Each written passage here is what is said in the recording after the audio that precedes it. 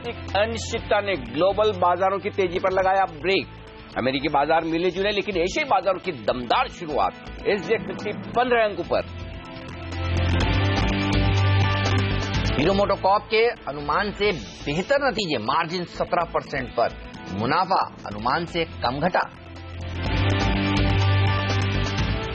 उम्मीद पर खरे उतरे सिप्ला के नतीजे, मुनाफा 43% बढ़ा, मार्जिन और आय में भी बढ़त। बोर्ड ने दी 2000 करोड़ रुपए जुटाने की मंजूरी। और आज आएंगे औरोबिंदो फार्मा और ल्यूपिन के नतीजे। औरोबिंदो का मुनाफा 14% और ल्यूपिन का मुनाफा 15% बढ़ने का अनुमान। पावर ग्रिड से आज स्थिर नतीजों की उम्मीद, आय में 20% की बढ़त संभव। बीपीसीएल के नतीजों पर भी आज रहेगी नजर।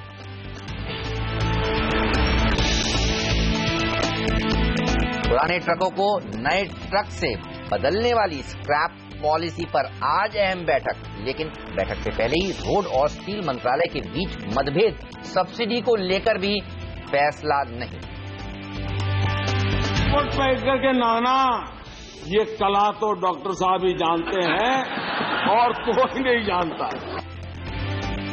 भ्रष्टाचार पर पीएम मोदी ने मनमोहन सिंह पर बोला सीधा हमला। घोटाले होते रहे और पूर्व पीएम देखते रहे। कांग्रेस सांसदों ने राज्यसभा से किया वॉकआउट। इन्होंने राजनीतिक संवाद की मर्यादा तोड़ दी है और उसको इस निम्न स्तर पर लेकर चले गए कि उस स्तर पर बैठकर हम उनसे बातचीत नहीं कर सकते। क्रेडिट पॉलिसी आई, खराब आई, बाजार गिरे लेकिन रिकवर हो गए और तेजी का मूड रहा बरकरार। बड़ा सवाल है कि क्या आज फिर 8,800 के पार निकलकर और नई तेजी बना पाएंगे? इस सवाल का लेंगे जवाब। नमस्कार, मार्केट काउंटडाउन में आप सबका स्वागत है। मैं हूं अनिल सिंघवी। नमस्कार, और मैं हूं हेमंत घई, और हमारे साथ जुड़ेंगे हमारे दो मेहमान, रजतबोस.com के रजत बोस और अल्टामाउंट कैपिटल के प्रकाश देवान से भी हम बातचीत करेंगे। लेकिन देखिए, ग्लोबल मार्केट की तस्वीर शानदार है। एसजीएक्स निफ्टी देखिए करीब 20 अंक ऊपर है, और इसको जो क्यूज मिल रहे हैं वो दरअसल एशियाई मार्केट से मिल रहे हैं। हांगकांग सुबह से मजबूत था, और अब आप देखिए बाकी के एशियाई बाजार भी हरे निशान में आ गए। दिन के उच्चतम स्तर के आसपास ज्यादातर एशियाई बाजार इस समय ट्रेड करते हुए। जापान का बाजार भी निचले स्तरों से रिकवर हुआ है, और हांगकांग तो देखिए और ऊपर पहुंचता हुआ 150 पॉइंट ऊपर। ताइवान, स्ट्रेट टाइम्स, कोस्पी सब मजबूत है, और यूएस के मार्केट्स भी देखिए कोई घबराने की बात नहीं है, मिक्स्ड क्लोज हुआ है। वहां पर डाउ जरूर थोड़ा सा नरमी के साथ बंद हुआ, लेकिन नैस्डैक में मजबूती देखने को मिली। और यूरोप के मार्केट्स भी देखिए एक मिला जुला क्लोजिंग देकर वहां पर समाप्ति हुए हैं। तो ग्लोबल मार्केट्स की तस्वीर तो अच्छी लग रही है। कच्चा तेल भी नीचे आया है, और डॉलर इंडेक्स 100 के आसपास ही है। परफेक्ट, एकदम कोई दिक्कत वाली बात नहीं। और कल की रिकवरी को आगे बढ़ाने के लिए ग्लोबल मार्केट से जो संकेत चाहिए, खासतौर से मुझे तो हांगकांग देखने में मजा आता है। अगर हांगकांग मजबूती के साथ ट्रेड करे तो भारतीय बाजारों के लिए एशियाई बाजारों में वहां से संकेत मिलते हैं। डॉलर इंडेक्स 101 की तरफ नहीं बढ़कर 100 की तरफ बढ़ रहा है, ये एक अच्छा संकेत। और देखिए 150 पॉइंट की अच्छी तेजी हांगकांग में होती हुई दिख रही। तो दमदार शुरुआत करने के लिए परफेक्ट सेटअप है, जहां डॉलर नीचे हो, क्रूड नीचे हो और बाजार ऊपर हो, तो इससे बढ़िया ग्लोबल संकेत नहीं चाहिए। तो ये बताइए, ग्लोबल संकेत तो बढ़िया है। बजट के बाद हम कह रहे थे पोस्ट बजट रैली होगी, हुई 2.5% तक की बढ़त देखी जा चुकी है निफ्टी में। ये बड़ा इवेंट था, ये भी पास हो गया, और गिरा बाजार क्योंकि पॉलिसी जो हम चाहते थे वैसी नहीं आई, लेकिन फिर एक रिकवरी देखने को मिली। क्या बता रहा है, बुल्स फुल फॉर्म में है और ऊपर जाएगा बाजार? कल की पॉलिसी के बाद का रिएक्शन एक चीज की ओर इशारा करता है, और वो ये कि बाजार में बहुत पैसा है, और दूसरा ये कि तेजी करने वाले ट्रेडर्स पूरी तरह से कॉन्फिडेंट है, और मंदी करने वालों का कॉन्फिडेंस एकदम ढीला है। यानी कि एक मौका मिला शॉर्ट कवरिंग कर लें, और एक मौका मिला गिरावट में खरीद लें। असली बात यह थी कि कल की पॉलिसी के बाद अगर बाजार को निफ्टी पर 8,700 और बैंक निफ्टी को पर 20,000 के अहम लेवल को तोड़ना होता और उस लेवल के नीचे जाते, तो हम तेजी के लिए कहते कि भाई एक बार की आपके लिए तेजी खत्म हो रही है, कम से कम शुरुआत हो रही है करेक्शन की। अगर ऐसी पॉलिसी के बाद भी बाजार उसके नीचे नहीं जाता तो वो बाजार की अच्छी खासी मजबूती दिखाता है, और वो मजबूती कल आपको देखने को मिली। अब दिक्कत एक ही है कि कल की तेजी में, कल की रिकवरी में जो कुछ हुआ उसमें ज्यादा सहारा शॉर्ट कवरिंग का था। फ्रेश खरीदारी, नई खरीदारी जो चाहिए वो नहीं थी। तो आज देखना होगा क्या फॉलो बाइंग आती है, वो एक की ट्रिगर होगा जिससे पता चलेगा कि क्या हम 8,800, 8,825 की अहम लेवल जो है उसके पार निकल पाते हैं या नहीं। जहां तक आज का सवाल है, 8,725 से 8,825 ये है 100 पॉइंट की रेंज निफ्टी के ट्रेडिंग के लिए। आज कल हमने 8,700 8,800 की रेंज दी थी, तो आप देखिए पॉलिसी खराब होने के बावजूद उस रेंज को बाजार ने दोनों तरफ नहीं तोड़ा, न ऊपर की तरफ न नीचे की तरफ, तो वो रेंज परफेक्ट रही। आज मैंने इस रेंज को 25-25 पॉइंट ऊपर की तरफ किया, लेकिन इस रेंज में अगर पॉजिटिव सरप्राइज आना है, अगर सरप्राइज आना है तो वो पॉजिटिव साइड पर होगा, और वो हो सकता है कि आप 8,825 के पार निकलकर टिके आज या कल में। उसके पार निकलकर टिकते ही आपको फ्रेश खरीदारी, जबरदस्त शॉर्ट कवरिंग आते हुए दिखेगी, जो निफ्टी को आसानी से 8,900 की तरफ ले जाएगी। तो 8,800 8,825 वो लेवल है जहां अटकना है तो अटकेंगे, और उसके पार निकलेंगे, ये पक्का है। लेकिन वो आज निकलते हैं कल निकलते हैं, ये देखने की बात है। लेकिन कल की रिकवरी में जो कुछ शॉर्ट कवरिंग हुई उसमें एक चीज साफ दिख रही है कि जब तक 8,700 के ऊपर निफ्टी बना हुआ है खरीदारी करें, जब तक 20,000 के ऊपर निफ्टी बना हुआ है खरीदारी में, आपके स्टॉप लॉसेस इन दोनों लेवल पर है, ये ध्यान में रखना चाहिए। तो फिर आज ट्रेडिंग करने का सिंपल तरीका है, निफ्टी पर स्टॉप लॉस लगाइए 8,725 का, 8,800 8,825 के लक्ष्य के लिए तेजी करें, और 8,825 पार हो जाए तो फिर और फ्रेश तेजी करेंगे। बैंक निफ्टी 20,070 कल के लो पर स्टॉप लॉस लगाकर खरीद लीजिए। 20,400 20,450 का छोटा लक्ष्य है। 20,500 के पार निकलने के बाद बैंक निफ्टी में भी 400-500 पॉइंट की तेजी और आने वाले दिनों में बन सकती है, ये साफ है। सेक्टर्स जो आज मैंने चुने, ऑटो मुझे बहुत मजबूत लग रहा है हीरो के नंबर्स के बाद, और आज स्क्रैपिंग पॉलिसी भी है। फार्मा, लुपिन और ओरो के रिजल्ट्स है, फार्मा और सिप्ला के रिजल्ट्स भी ठीक ही है, तो वो मजबूत दिख रहा है। एनबीएफसीज डिमोनेटाइजेशन पूरा खत्म हो जाएगा होली के दिन, और उसके बाद काफी कुछ एनबीएफसी को और सहारा मिलता हुआ दिखेगा। ऑयल एंड गैस शेयरों में और खासतौर से गैस वाले शेयरों में आईजीएल के नतीजों के बाद वहां पर एक अच्छी तेजी बन सकती है। तो ये सेक्टर्स हैं जो मैंने तेजी की तरफ चुने, और मिड कैप मैंने कल भी चुना था, कल के खराब बाजार में भी अच्छा प्रदर्शन करता हुआ दिखा, तो आज मैंने छोड़ दिया। हालांकि मिड कैप स्मॉल कैप शेयरों में तो तेजी आज भी होना निश्चित है। इस साल 12% की रैली मिड कैप इंडेक्स ने दिखाई है, 7% की निफ्टी ने, तो आप समझ लीजिए आपको किसके साथ रहना है। मिड कैप जबरदस्त प्रदर्शन दिखाएंगे। और एक बात जो आपने बहुत महत्वपूर्ण कही, जिसका कल से हम जिक्र कर रहे हैं, एनबीएफसीज नोटबंदी जो है ना, उसको लेकर आप घबराना नहीं चाहिए, रिमोनेटाइजेशन के ऊपर फोकस करना चाहिए, हम लगातार कह रहे हैं। और अब आप देखिए, जो अनिल बता रहे हैं, होली के बाद लिमिट खुल जाएगी। आज मन्नापुरम जैसे स्टॉक्स और जो आपका भारत फाइनेंशियल इंक्लूजन जैसे शेयर आज फोकस में रहने वाले। चलिए इस पर हम विस्तार से बात करेंगे। प्रकाश दीवान जी भी हमारे साथ स्टूडियो में शामिल हो चुके हैं, माइकअप हो रहे हैं, तैयार हो रहे हैं। रजत बोस जी कोलकाता से शामिल हो चुके हैं। आप दोनों का ही स्वागत है। रजत, गुड मॉर्निंग, बताइए निफ्टी पर क्या व्यू है?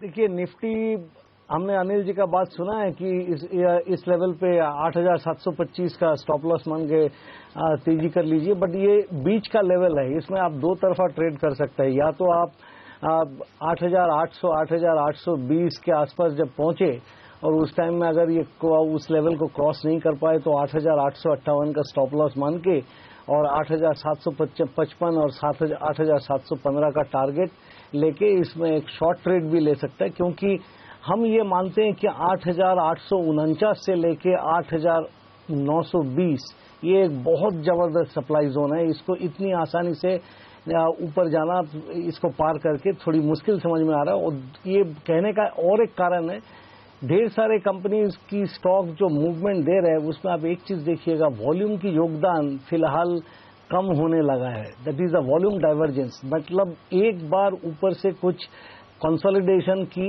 संकेत दे रहा है। तो इसीलिए मैं कहूंगा कि ऊपर में निफ्टी में एक बार रिकवरी करेंगे तो बेहतर रहेगा।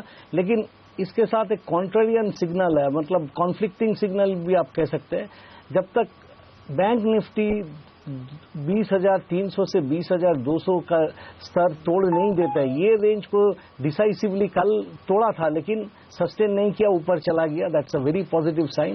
जब तक बैंक निफ्टी 20,200 का लेवल नहीं तोड़ता है तब तक बैंक निफ्टी में आप तो तेजी कर सकते हैं। 20,190 के स्टॉप लॉस लगाइए, 20,460 से लेके 20,540 की तरफ आपकी टारगेट होगा। और निफ्टी का जो शॉर्ट पोजीशन मैंने कहा है, बाकी आप दूसरी जो लॉन्ग पोजीशन लेंगे उसके चलते निफ्टी एक हेज बन के रह जाएगा। ओके, चलिए, तो दोनों तरफ खेलने के मौके हैं निफ्टी को। लेकिन एफआईआईज और घरेलू संस्थागत निवेशक दोनों ने कल के जो फिगर्स दिखाए वो थोड़े निराशाजनक हैं। 128 करोड़ रुपए की एफआईआईज की कैश मार्केट में बिकवाली और घरेलू संस्थागत निवेशकों की 175 करोड़ रुपए के आसपास की, 170 करोड़ के आसपास की बिकवाली। तो शॉर्ट कवरिंग हुई कल। हाँ, खासतौर से देखिए जब मिड कैप इंडेक्स 0.5% मजबूत बंद हुआ हो तो फिर ऐसे आंकड़े थोड़े से ये आपको कह रहे हैं कि न तो डोमेस्टिक फंड्स को खरीदारी करनी है न एफआईएस को खरीदारी करनी है, तो फिर खरीदारी तो जाहिर सी बात है कि बड़े एचएनआई इन्वेस्टर्स की तरफ से होती हुई दिख रही है। लेकिन आंकड़े एफएनओ के थोड़े से कमजोरी की तरफ है, क्योंकि एक और इंडेक्स फ्यूचर्स 600 करोड़ के खरीदे गए हैं एफआईएस के द्वारा, 800 करोड़ के स्टॉक फ्यूचर्स बेचे। अगर अब आज बाजार को ऊपरी स्तरों पर थोड़ा रुकना है तो उसकी वजह सिर्फ ये एफआईएस के आंकड़े होंगे, क्योंकि अगर देखिए कल एफआईएस ने क्या किया, ये बेहद इंटरेस्टिंग और इम्पोर्टेंट है। कल पॉलिसी के बाद उन्होंने सिर्फ और सिर्फ अपने शॉर्ट्स काटे हैं और यही वजह कि इंडेक्स फ्यूचर्स में आपको खरीदारी दिख रही है। अगर उनका फ्रेश खरीदारी करने का मन होता तो या तो कैश मार्केट में खरीदारी करते या स्टॉक फ्यूचर में खरीदारी करते, तो वहां पर अब भी खरीदारी का आंकड़ा नहीं आया। इनफैक्ट स्टॉक फ्यूचर्स में तो 800 करोड़ की बिकवाली बड़ी कही जाएगी कल के मार्केट को देखते हुए, तो थोड़ा सा उनका बिकवाली का रुझान बरकरार है। लेकिन अच्छी बात क्या है, अच्छी बात यही है कि एक तो बाजार उन आंकड़ों को बहुत ज्यादा तवज्जो नहीं देता। आजकल हम घरेलू फंड्स की खरीदारी पर ज्यादा भरोसा करते हैं और परसों 1620 करोड़ की खरीदारी का आंकड़ा था। तो ऐसा नहीं कि घरेलू फंड ने कल 150 पौने 200 करोड़ का बेच दिया तो मैं परेशान हूं। एक आध दिन वो बेचते हैं फिर से खरीद लेते हैं। फ्लोज बहुत स्ट्रांग है, हर महीने 4-4.5 हजार करोड़ रुपए घरेलू फंड में आ रहे हैं, उन्हें पैसा लगा नहीं है। तो ऐसे में कोई खास घबराने की जरूरत नहीं, सिर्फ ये है कि थोड़ा ऊपरी स्तरों पर आप रुकेंगे, स्पीड आपकी बढ़ने की धीमी रहेगी। और वैसे भी मैं तो यही चाहता हूं, स्पीड जितनी धीमी रहे उतनी बेहतर। अच्छा, और एफएनओ के संकेत किस तरफ इशारा कर रहे हैं? यहां पर कल किस तरह की पोजीशंस बनी? हेमंत, पोजीशन में कोई खास बदलाव है नहीं। 8,700 8,800 कल हम ये जो कह रहे थे रेंज, उस रेंज को इसलिए नहीं कि कहीं आप 2 लेवल अच्छे दिखते इसलिए बोल दें, डेटा बताते हैं। और आज भी डेटा यही कह रहे हैं कि 8,700 8,800 ये रेंज ऐसी है, इस रेंज के जिस तरफ बाजार निकलेगा तब डायरेक्शनल मूव देगा। वैसे एक अच्छी बात जो बाजार में हो रही है और वो ये कि लगातार 6 ट्रेडिंग सेशन हो गए कि आप 8,700 के ऊपर क्लोज हो रहे हैं। सही बात। तो इसका मतलब मजबूती है और यही वजह कि पोजिशनल ट्रेडर्स के लिए स्टॉप लॉस बहुत क्लियर डिफाइंड है कि 8,700 के नीचे जब तक आप जाकर बंद ना हो तब तक घबराने की जरूरत नहीं। और जब आपको अपनी रिस्क पता है 8,800 के आसपास 70 पॉइंट की आपकी रिस्क है तो फिर तेजी करने का मजा अलग आता है। तो ये बहुत क्लियर कट संकेत तेजी करने वाले ट्रेडर्स के लिए कि क्लियर कट आपका स्टॉप लॉस नजर आ रहा है। 20,000 के ऊपर लगातार बैंक निफ्टी बंद हो रहा है, तो 20,000 के नीचे जब तक बंद ना हो तब तक आपको तेजी में ही रहना है। और जैसे जैसे स्टॉप लॉस ऊपर की तरफ जाएगा हम आपको बताते रहेंगे। अब मैं क्यों कह रहा हूं कि 8,800 8,825 के पार निकलकर टिकने पर जो एक्शन होगा वो तुरंत 8,900 की तरफ बाजार को ले जा सकता है। और उसकी वजह यह कि 8,800 पर कॉल्स में है 42 लाख शेयरों का इंटरेस्ट और नीचे 8,700 पर 41 लाख शेयरों का पुट में, तो सपोर्ट आपका 8,700 हो गया। जैसे ही आपने 8,800 को आज क्रॉस किया और ये तीसरा मौका होगा इस हफ्ते कि आप 8,800 के पार निकलेंगे। और अगर आपने आधा दिन बिता दिया, घंटा 1.5 घंटा बिता दिया, तो फिर जो शॉर्ट कवरिंग आएगी वो निफ्टी को तुरंत 1 या 2 सेशन में 8,900 की तरफ ले जा सकती है। तो मैं चाहता ही हूं कि एक 8,800 के ऊपर की क्लोजिंग मिल जाए या ना भी मिले तो 2-2.5 घंटा 3 घंटा में 8,800 के ऊपर टिक जाए, तो मंदी करने वाले ट्रेडर्स फिर जो घबराएंगे और जो शॉर्ट कवरिंग आएगी हेमंत वो मजेदार होगी और वो बाजार को ऊपर ले जा सकती है। और यही चीज सेम होगी बैंक निफ्टी पर 20,500 के ऊपर। बिल्कुल जैसे ही 20,500 के ऊपर बैंक निफ्टी टिका और अगर बंद देने के संकेत आ गए तो आपको 21,000 इतना फास्ट आते हुए दिखेगा। क्योंकि जनरली होता ही है कि किसी एक पर्टिकुलर लेवल के बाद जब तेजी बनती है ना तो वो बहुत तेजी से बनती है, बहुत फास्ट आती है और उसमें फिर पैनिक मचता है मंदी करने वालों का। वो सिचुएशन बनने की तैयारी है। चलिए, तो 8,800 के ऊपर निफ्टी को समाप्ति देनी है और 20,500 के ऊपर बैंक निफ्टी को समाप्ति देनी है, तो एक अच्छी रैली बनेगी। प्रकाश दीवान जी से हम एक सवाल पूछने वाले हैं एक छोटे से ब्रेक के बाद, और वो ये होने वाला है कि देखिए बजट के बाद 2.5% की तेजी देखने को मिल चुकी है और अगला जो इवेंट है जिस पर सबकी नजर है वो इलेक्शन के आउटकम है जो 11 मार्च को आने वाला है। तो अब से 11 मार्च तक उनको कितनी तेजी दिखती है, इस सब पर बात होगी छोटे से ब्रेक के बाद। और ब्रेक के बाद तुरंत हम आपको ये भी बताने वाले हैं कि निफ्टी पर 5 टेक्निकल एक्सपर्ट्स की आज क्या राय निकल कर आएगी। स्वागत है आप सभी का सीएनबीसी आवाज पर। आप देख रहे हैं मार्केट काउंटडाउन। वक्त हो गया अब ये जानने का कि 5 टेक्निकल एक्सपर्ट्स की निफ्टी को आज किस तरह से ट्रेड करने की राय। और देखिए राय आपकी स्क्रीन पर। आशुतोष शर्मा मैक्स ग्रोथ के कह रहे हैं कि तेजी करिए, 8820 का टारगेट, 8730 का स्टॉप लॉस खरीदना। तो सिमी भौमिक भी चाहती है निफ्टी 8,735 का एक छोटा सा स्टॉप लॉस लगाकर 8,810 और 8,840 2 है टारगेट उनके। और सिमी के साथ हैं वैशाली भी और वो भी कह रही हैं कि तेजी का ही ध्यान रखना चाहिए आपको, 8810 का टारगेट दे रही है, 8,710 का स्टॉप लॉस। राय कुणाल सरावगी की भी खरीदारी की 8,730 के स्टॉप लॉस के साथ 8,850 टारगेट। ऑलराइट, और आखिरी एक्सपर्ट राकेश बंसल भी देखिए बुलिश, 8918 का टारगेट है, एग्रेसिव टारगेट, 8720 का स्टॉप लॉस भी रखना चाहिए। तो 5 टेक्निकल एक्सपर्ट्स की राय और 5 के 5 एनालिस्ट बुलिश। रेंज लिख लीजिए निफ्टी की, सपोर्ट का है 8710 से लेकर 8735, ये 25 पॉइंट की रेंज है मजबूत सपोर्ट, और ऊपरी स्तर पर 8810 से लेकर 8850, 40 पॉइंट की रेंज, जहां पर प्रॉफिट बुकिंग करने की राय 5 एक्सपर्ट्स की। ऑलराइट, ये तो बात हुई 5 टेक्निकल एक्सपर्ट्स की निफ्टी पर, लेकिन कौन से वो 5 स्टॉक्स हैं जो खबरों के दम पर आज दमदार प्रदर्शन दिखाएंगे, आइए देखते हैं 5 का पंच। एसकेएफ, इस कंपनी पर रखिए नजर, 13 फरवरी को होगी बोर्ड बैठक और बोर्ड बैठक में विचार किया जाएगा बायबैक पर। कैनरा बैंक पर भी रखिए नजर, 10 शेयर हैं तो एक शेयर के राइट्स के लिए आप एंटाइटल्ड हैं, और राइट्स का भाव देखिए बहुत अट्रैक्टिव है, 207 रुपए प्रति शेयर पर दिया जा रहा है। 1124 करोड़ रुपए बैंक जुटाएगा इस राइट्स इशू के जरिए। रिलायंस डिफेंस, जो पहले पिपावाव डिफेंस हुआ करती थी, 11 तारीख को होगी बोर्ड बैठक और इसमें लेनदारों के साथ कर्ज की रिस्ट्रक्चरिंग पर किया जाएगा विचार, रीफाइनेंसिंग स्कीम लाने पर भी विचार होगा, तो इस शेयर पर भी रखिएगा नजर। रत्नामणि मेटल्स के मुनाफे में 28% का इजाफा देखने को मिला है, मार्जिन में भी सुधार देखा गया है, 14% से बढ़कर 20% के पार निकल गए हैं, तो यहां पर भी आज रखिएगा नजर। L&T, इस दिग्गज कंपनी को 1000 करोड़ रुपए का ऑर्डर मिला है BSNL से वाईफाई स्पॉट्स लगाने के लिए।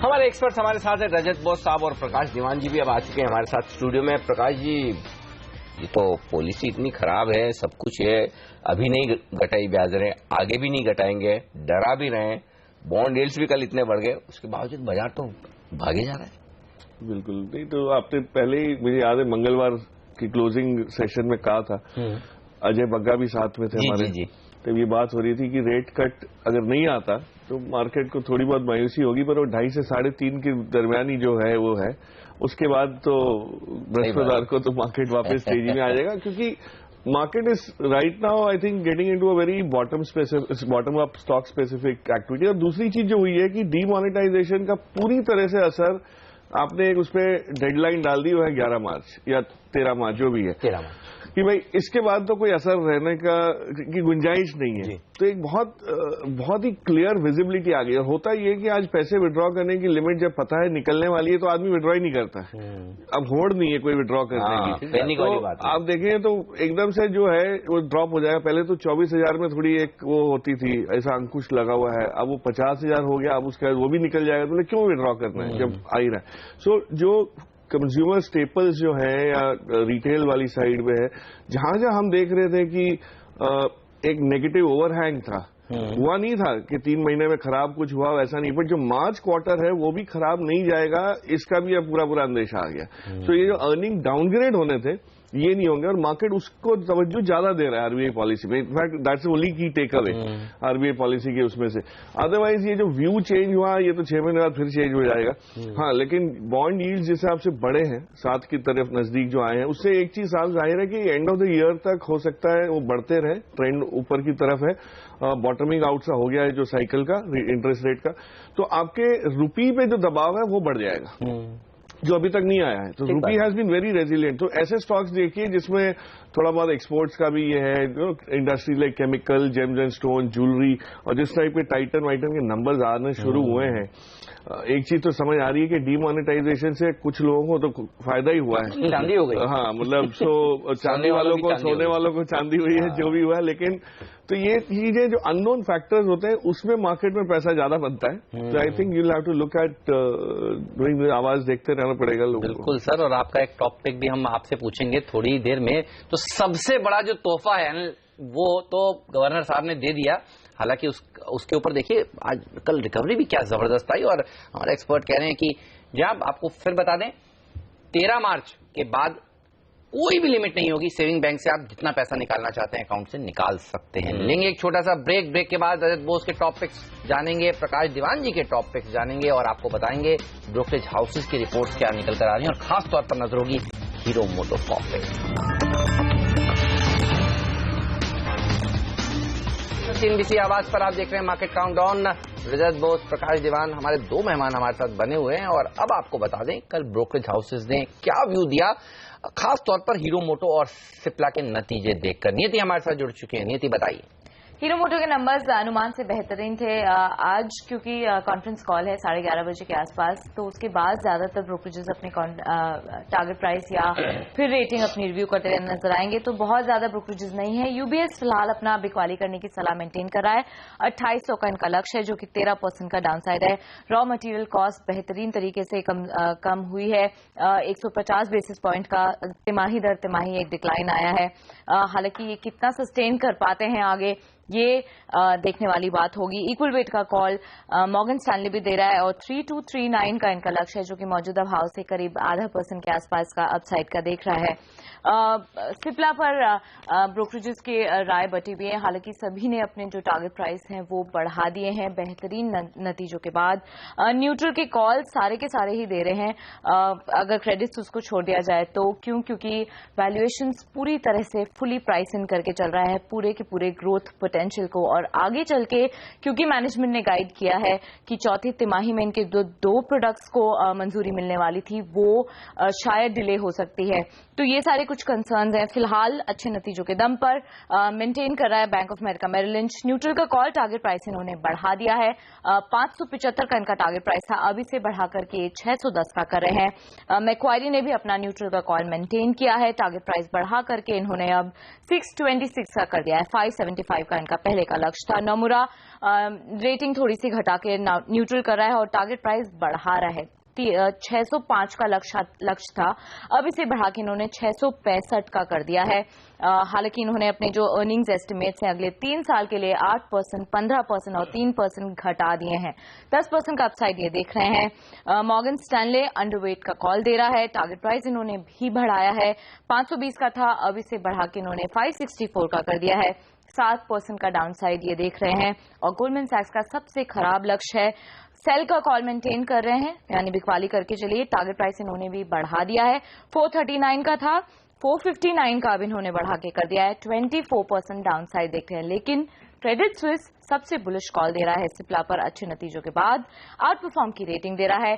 675 का इनका लक्ष्य है, जो कि मौजूदा भाव से आपको 12% की तेजी दिखा सकता है। ओके, तो सिप्ला पर बेस्ट अपग्रेड बेस्ट टारगेट है क्रेडिट स्विस का 675 का और सबसे खराब है गोल्डमैन का 439 का। चलिए, ये है सिप्ला पर आए। और हीरो मोटोकॉर्प पर आज की कॉन्फ्रेंस कॉल के बाद सही रिपोर्ट्स आएंगी, क्योंकि नंबर्स तो अच्छे हैं लेकिन आउटलुक इसके बारे में मैनेजमेंट क्या कुछ कहता है वो ज्यादा जरूरी है सुनना। लेकिन 2 मिड कैप्स जिनके रिजल्ट्स कल बाजार बंद होने के बाद आए हैं, आईजीएल और यूनियन बैंक। बताएं नीति, इन पर कैसी रिपोर्ट्स हैं? एक अच्छा एक खराब। आईजीएल ने बेहतरीन परफॉर्मेंस किया है। वॉल्यूम ग्रोथ काफी अच्छी हुई है। डिमोनेटाइजेशन के बाद भी इनका जो पूरा रिमार्केबल वो था परफॉर्मेंस मेंटेन करा है। सिटी बाय का कॉल यानी निवेश करके चलिए।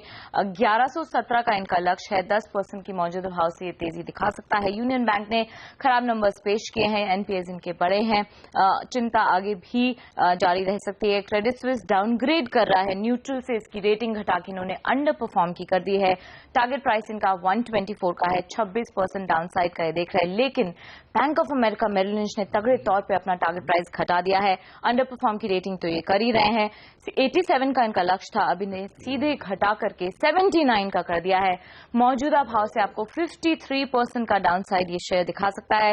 इन्होंने प्रॉफिट के जो अनुमान है अगले 2 साल के 35% और 15% घटा है। तगड़ा डाउनग्रेड है आज यूनियन बैंक पर। चलिए, तो यूनियन बैंक के स्टॉक पर रहेगी नजर। लेकिन दीवान साहब, हीरो मोटोकॉर्प इसको किस तरह से अप्रोच करेंगे? क्योंकि अनुमान तो लगाया जा रहा था कि बहुत कमजोर नंबर्स आएंगे और नंबर्स उम्मीद से तो बैठ रहे हैं। देखिए, कल बाजार जहां सेकंड हाफ में रिकवर कर रहा था, इस शेयर में गिरावट देखने को मिल रही थी। मार्जिन 17% क्या है, कैसे रीड किया आपने इसे? नंबर्स में तो कोई खराबी है नहीं, लेकिन जो माहौल इस पर्टिकुलर सेगमेंट के लिए हेमंत, उसमें अभी भी दबाव रहेगा। नॉट फ्रॉम द डीमोनेटाइजेशन तो खैर अब हिस्टोरिक हो गया, कोई इससे असर जो होनी थी हो चुकी। सही बात है। अब समझ नहीं आ रहा कि उससे और क्या असर नेगेटिव पॉजिटिव आएगी। लेकिन कंपनी की मैनेजमेंट की लास्ट टाइम भी बॉडी लैंग्वेज बहुत वैसी थी, थोड़ी सी कॉशन वाली थी, और बाकी भी टू व्हीलर प्लेयर्स ने थोड़ा सा कॉशन जाहिर जरूर किया है। बजाज ऑटो का देख लीजिए आप, या इनका मेरे हिसाब से इस सेगमेंट में थोड़ी सी स्लो डाउन की एक्सपेक्टेशन है। Passenger cars might benefit and not two wheelers, तो थोड़ा सा इससे। तो आपको लगता है ऑटो में अगर कुछ खरीदना है तो अशोक लेलैंड खरीदना चाहिए, क्योंकि आप उस चेयर पर अशोक लेलैंड को तो एग्जैक्टली। अब Ashok Leyland is a secular growth story, उसको कोई रोज पॉजिटिव न्यूज आने के बावजूद भी हम अगर उसको वही दोहरा ही रहे हैं कि और अब जैसे ग्रीन ट्रिब्यूनल ट्राइब्यूनल का जो कोई अगर चुकादा आ गया जिसमें हुआ कि भाई बाकी स्टेट्स में भी यही होगा, सिर्फ नॉर्थ में नहीं। हाँ, एनजीटी का, तो इन सब कंपनीज को रिप्लेसमेंट मार्केट में तो बड़ा फायदा होगा। टाटा मोटर्स को आप देखिए धीरे धीरे करके इतना बढ़ गया, जबकि कुछ ऐसा खास हुआ नहीं है टाटा मोटर्स के उसमें। तो इस टाइप की सेगमेंट में और अशोक लेलैंड से बात एक चीज जो मुझे समझ आ रही है कि रूरल मार्केट्स में जो लोकोमोशन यानी ट्रांसपोर्टेशन की जो दो गांवों के बीच में, तहसील के बीच में जो ट्रांसपोर्टेशन होती है, वो हमारे यहाँ सबसे अभी भी वीक है। आज प्रधानमंत्री ग्राम सड़क योजना तो बन गई, लेकिन सड़क पे चलने वाले जो व्हीकल्स हैं वो अभी भी पुराने हैं। तो इस वजह से कुछ समय पहले आपको ख्याल हो, मैंने ग्रीव्स कॉटन का नाम लिया था, जो उस क्षेत्र के 3 व्हीलर्स और 4 व्हीलर्स का अच्छा खासा काम करते हैं, उसमें इंजन सप्लाई करते हैं। पियाजियो का उसमें सप्लाई है और वो मार्केट लीडर रहा है इतने समय से। तो इस टाइप के सेगमेंट जो है वो ग्रोथ वाले रहेंगे। बट आई थिंक हीरो मोटो का कॉल के बाद अगर कुछ अच्छा पॉजिटिव लगता है तो एक रीरेटिंग जो डाउनवर्ड है वो नहीं होगी, अदरवाइज अर्निंग डाउनग्रेड्स अभी भी जारी रहेगी। और आज बता दें आपको कि सचिवों की एक बैठक हो रही जिसमें स्क्रैप पॉलिसी बनाने पर विचार किया जाएगा। और स्क्रैप पॉलिसी का मतलब यह कि पुराने जो वाहन है उन्हें किस तरह से हटाया जाए और उसकी जगह किस तरह से नए वाहन लिए जाएं, कितने साल पुराने वाहनों को हटाया जाए।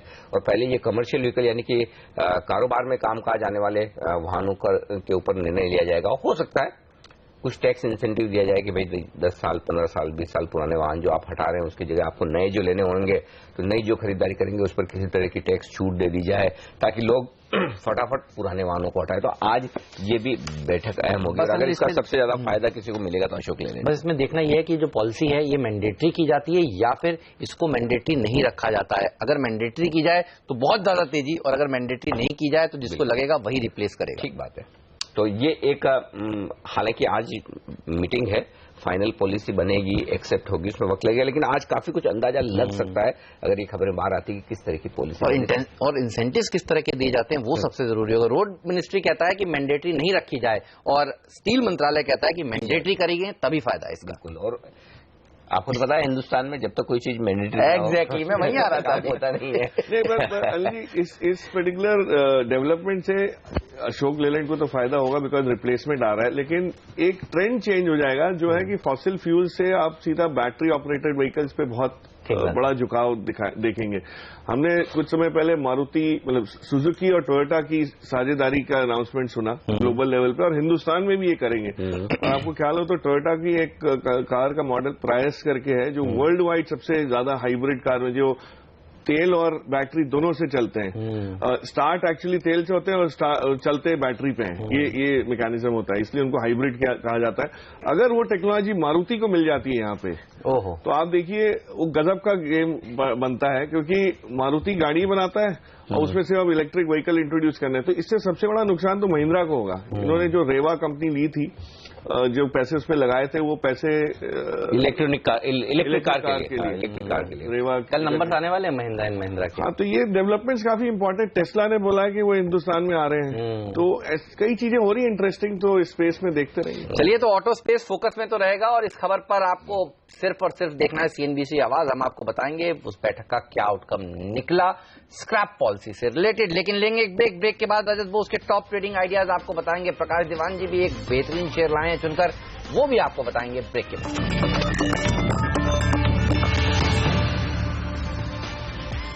और एक्सपर्ट्स हमारे साथ है रजत बोस और प्रकाश दीवान जी। एक बार रजत बोस से उनकी पिक्स ली जाए आज स्टॉक्स में। सर बताइए कौन से स्टॉक चुने आपने, और क्योंकि आप निफ्टी पर थोड़ी मंदी की बात कर रहे हैं तो क्या कोई शॉर्ट कॉल भी है आपके पास?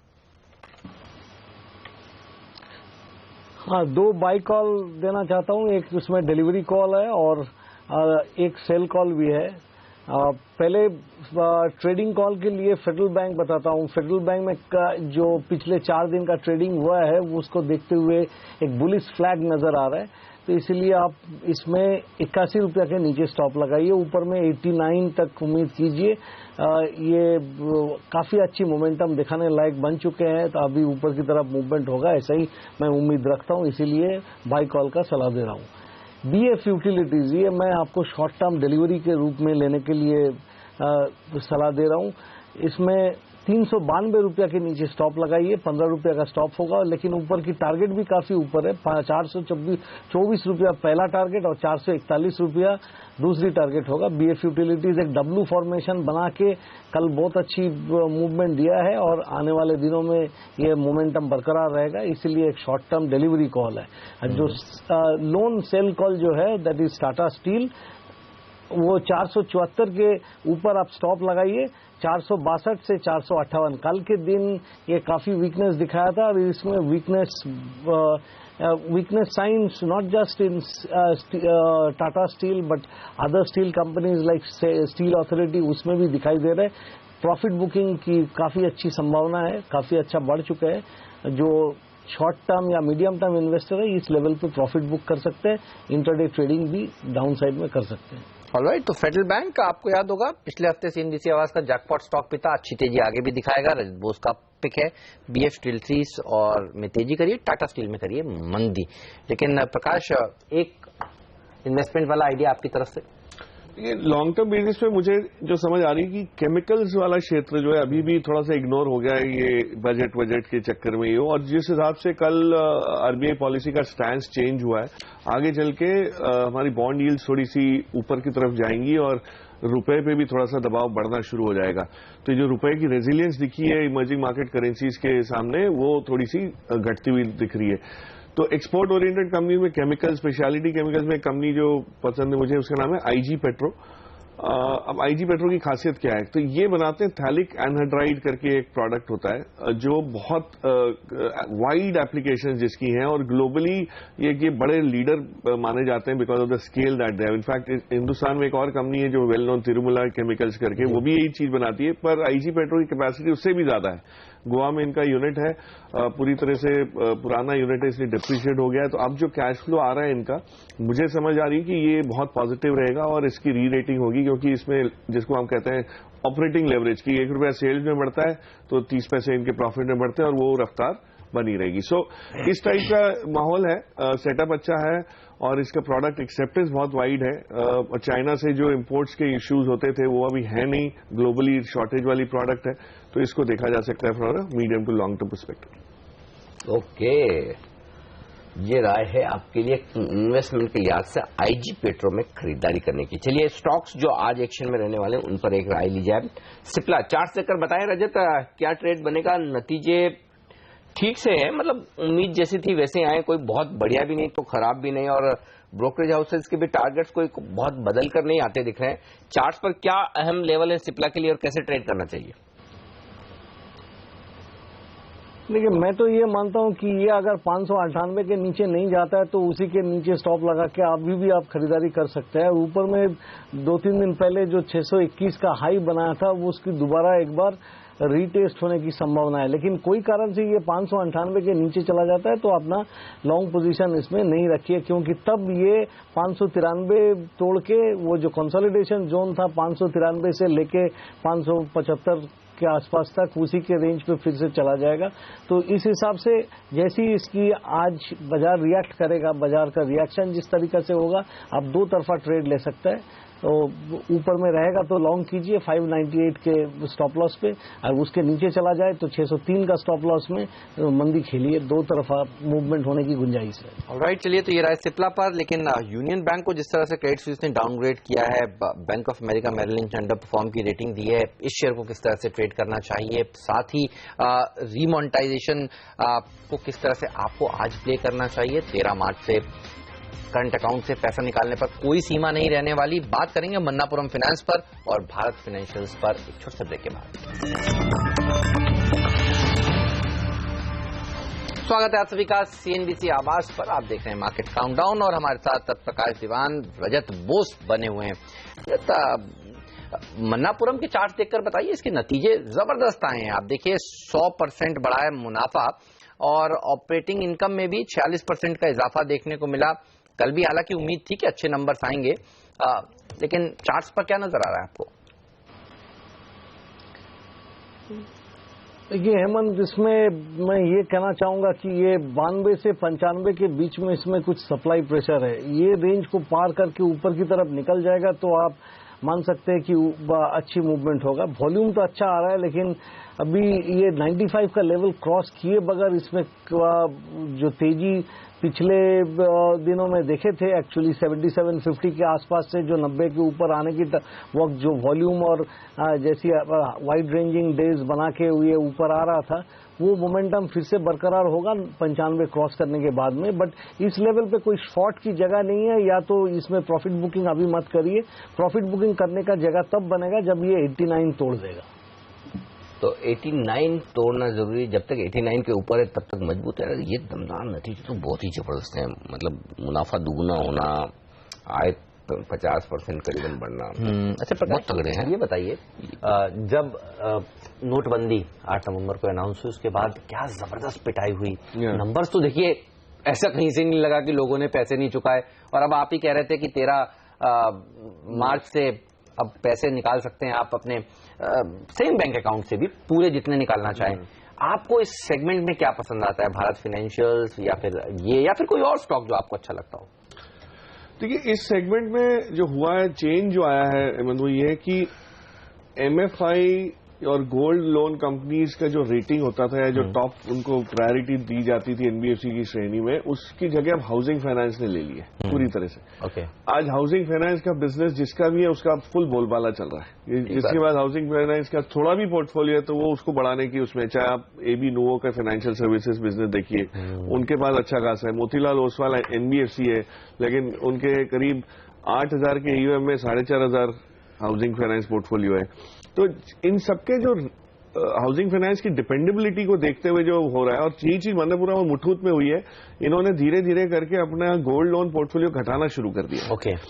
दे have derisked themselves from that. और दूसरा क्या हुआ है, जब पहले जो गोल्ड स्मगल होके आता था, इनफॉर्मल सेक्टर में बिकता था, तो वो वैल्यू चेन उसकी अलग थी।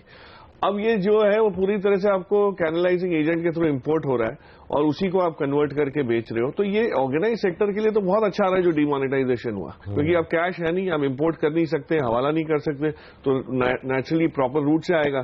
तो वो सारा बेनिफिट इन सारे होगा। जो छोटे ज्वेलर्स है अनऑर्गेनाइज सेक्टर में, जिनका कैश का यूसेज ज्यादा था, उनको मार पड़ा है। तो डिमोनेटाइजेशन का असर हुआ है, लेकिन कुछ लोग, आप टाइटन के नंबर्स देखिए, उसमें कहीं आपको नहीं लगेगा कि डिमोनेटाइजेशन से कुछ हुआ है। सो लग्जरी प्रीमियम ब्रांड्स पहले भी कैश से नहीं बिकते थे, ये अजम्पशन था, और आज भी वो, क्योंकि ये एक परसेप्शन होता है।